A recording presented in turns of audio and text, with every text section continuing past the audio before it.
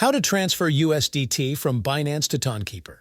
Hey everyone! In this video tutorial, we're showing you how to transfer USDT from Binance to Tonkeeper. Whether you're on iPhone, iOS, or Android, moving your USDT holdings from the Binance exchange to your personal Tonkeeper wallet. This gives you more control over your funds and allows you to interact with the Ton blockchain ecosystem directly. So to transfer USDT from Binance to Tonkeeper, first, open the Tonkeeper app on your phone, then select USDT. Tap on Receive to generate your unique USDT address. You'll see a QR code and an alphabetic address. Tap Copy to copy the address, as you'll need it for the next step. Now let's switch to your Binance app.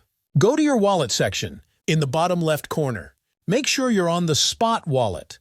Tap on Withdraw and select USDT from the list of cryptocurrencies. Then choose Send via Crypto Network. Paste the USDT address you copied from Tonkeeper into the address field. Double-check the address for accuracy. Select the Toncoin network.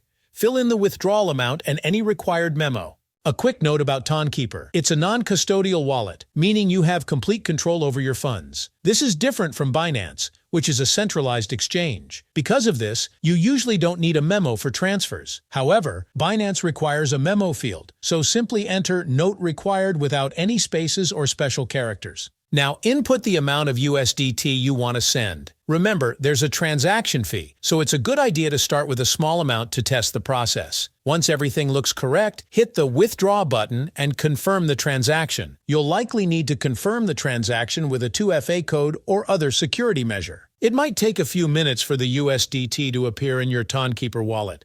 This is normal, as the transaction needs to be confirmed on the Ton network.